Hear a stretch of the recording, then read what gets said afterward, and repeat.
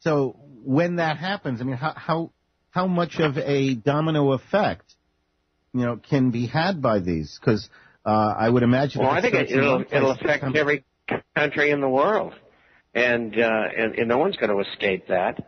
How bad do you think it'll be? Food prices have been going up for a long time, but particularly in this last 8-month period.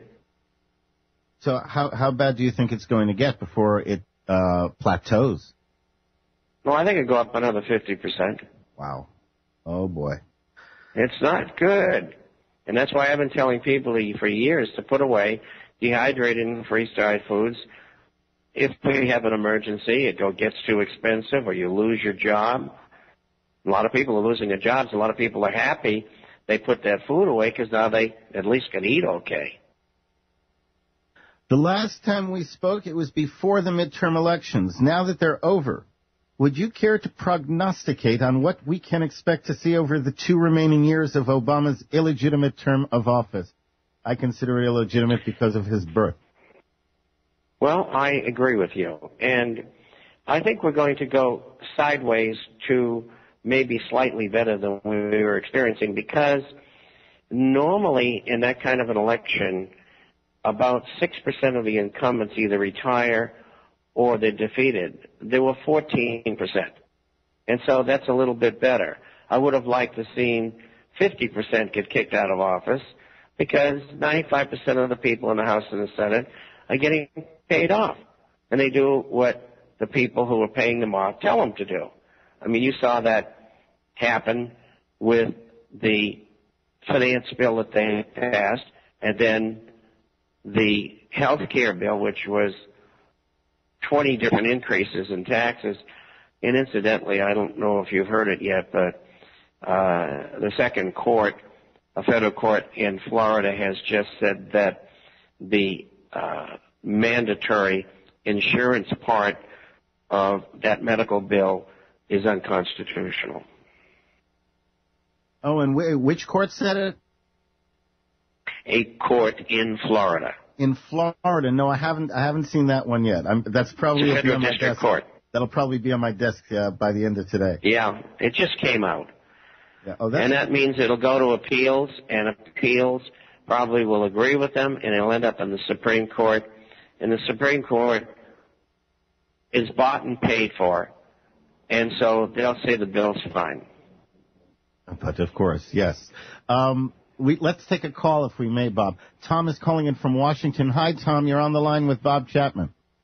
Hey, I've got this is a two-parter. I seen the free trade zone thing on the Daily Paul, and it was a direct link to the government website for it, and it had a list of the 257 free trade zone places that they were. Yeah, no, I understand. Well, that answers that question. But no, all that means is they exist. They do exist. The question is, are they places where no U.S. law applies and the Chinese basically have the equivalent of a de facto embassy? That's what the allegations are. Yeah, the free trade zones exist. It had something on there about June of 1934, whenever it was enacted, so I don't know about that. I have a question for Bob, though. I don't see platinum going up like gold and silver did. Is there going to be a time whenever all the really well-to-do people are going to just bust in there and try and control that platinum or panic? Well, I first of all, platinum and palladium both have had a tremendous rise. And first an ETF was formed in both of them, and that jacked up the prices. And there has been very little, if no, government manipulation of their prices, so they've been able to rise naturally. But I think they could go sideways or not go up as much as they had previously. But the real investment is gold and silver, which has been terribly suppressed. That's where the big upside is existing. Okay. All right, and, Tom? one last thing. I seen a little blurb on the news where the Egyptian citizens were already cleaning up their mess. Why couldn't we have did that in Katrina? And I'll listen offline. Thank you for your time. That's a good point. Yeah, they're taking care of their own. Tom, thanks for the call. I appreciate it. Yeah, well, at this point, I mean, we talked to you about 4 months ago, but would you care to offer any projections, short-term, long-term, on gold and silver? They're going higher, much higher. And I think you're going to have a three-pronged problem. The municipalities and states, I would say probably hundreds of municipalities are going to go bankrupt. Whether there's legislation to let the states go bankrupt remains to be seen, but many of them are broke. You have a perpetual funding problem for U.S. Treasury and agency paper, which the Fed has got to deal with, and they've already spent $1.7 trillion. They won't tell you that, but that's what they've done. And number three, you have a terrible problem in Europe. There's 6 countries that are on the edge.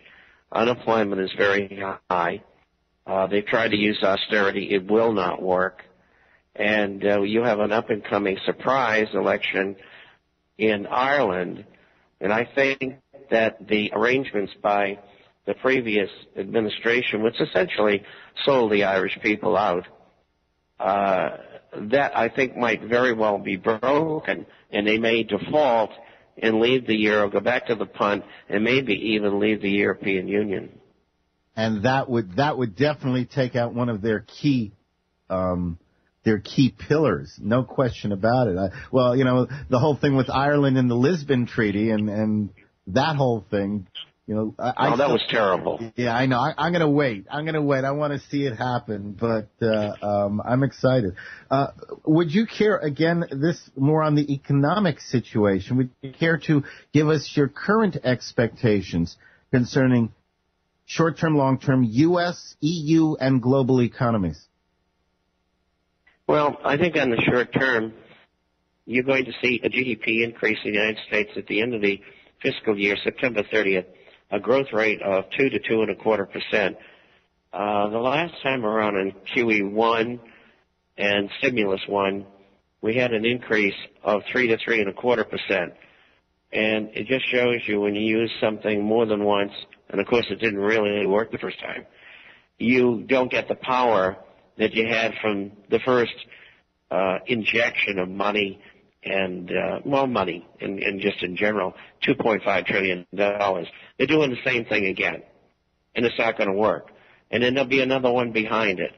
And real inflation right now, I think, is 6.75%, not 1.5 or 2% the government's talking about.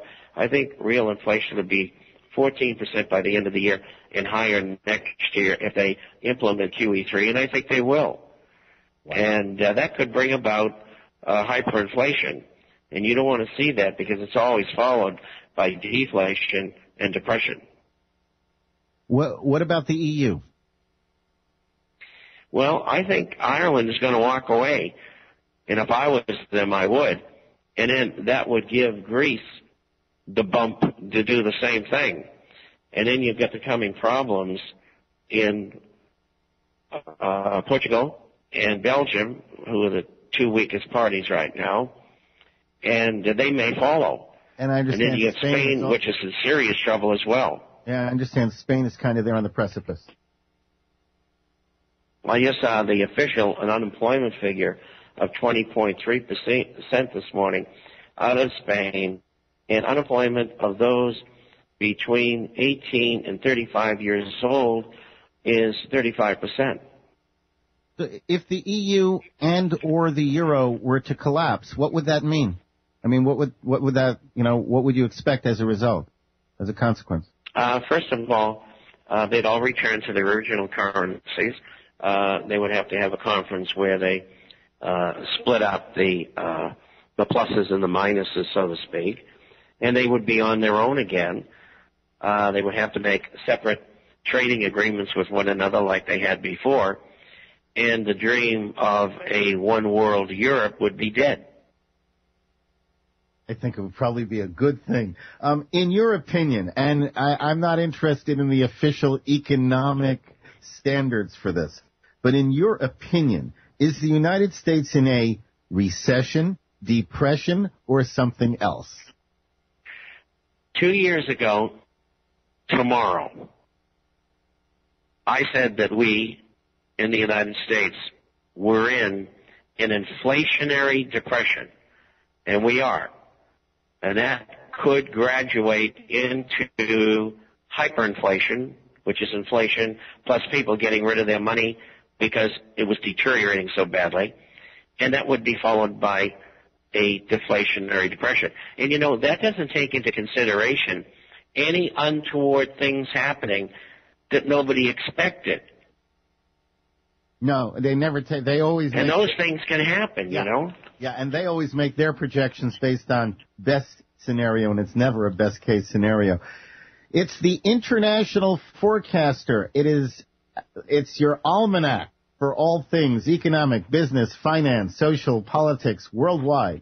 www.internationalforecaster.com. Bob Chapman, it's been a pleasure. It's never enough time, and you always are so full of such a vast area of good information. We appreciate you spending time with us. Well, thank you, and it's the International Forecaster. You have to put the word THE in. Into the website. Oh, I apologize. I didn't. Yeah, you can get a free copy, or you can get a free 1-year subscription. They have an offer there, and everybody go there, and you'll be happy. Right. www.theinternationalforecaster.com. And again, Bob Chapman has been our guest, and we really appreciate it. We'll look forward to speaking with him again soon.